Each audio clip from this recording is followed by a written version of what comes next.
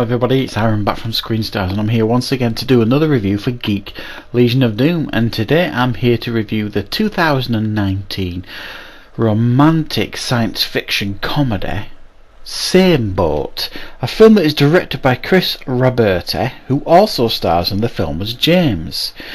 The film also stars Tonya Glanz as Lily, David Bly, David Carl, Katie Hartman and Anto Boros.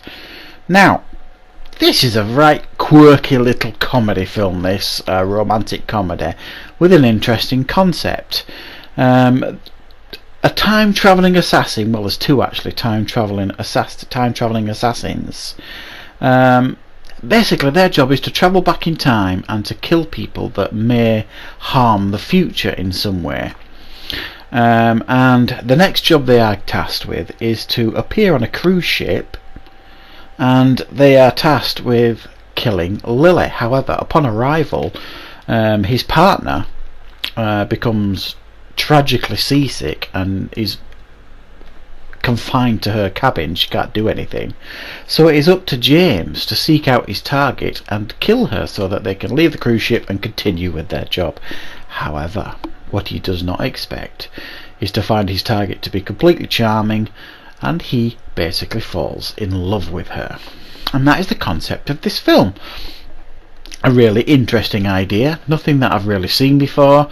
I mean, the concept is a bit like Time Cop, but imagine Time Cop with some charm and personality, and you kind of get in there and remove the action, because there's no action in this film, nothing to speak of really anyway.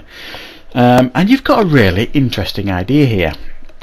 It is fairly well executed. Now, this film makes no bones about it, and it kind of brags about it, that this film was secretly filmed on a cruise ship. Now, it's a low budget indie comedy, so they won't have a lot of budget to work with, so they've obviously jumped on a cruise ship with the cast and filmed what they could, where they could, and what they could get away with.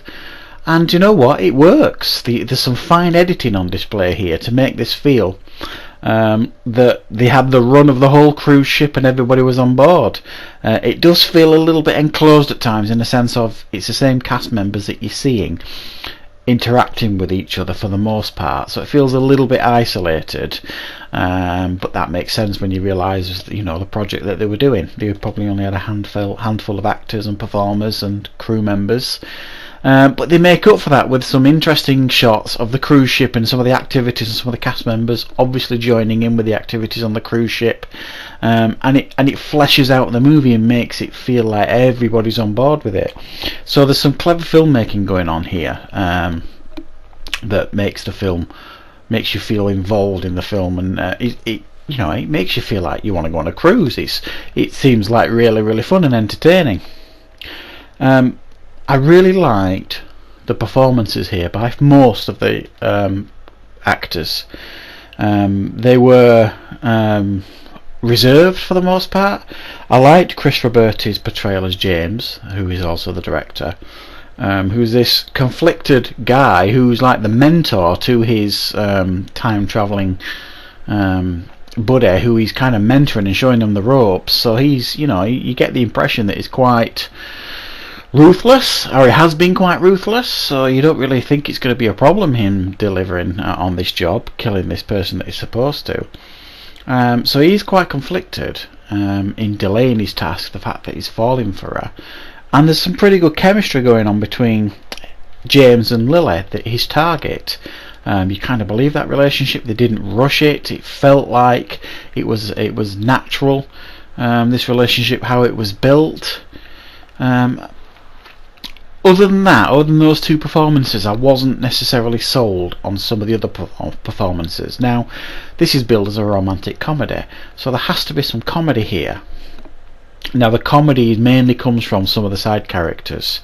You've got these two characters who work on the ship, and they're supposed to be the crew, and they go around from cabin to cabin and cleaning up, and one of them's really sexual, and the other one's really reserved, and that's supposed to be some comedy there. It doesn't really work.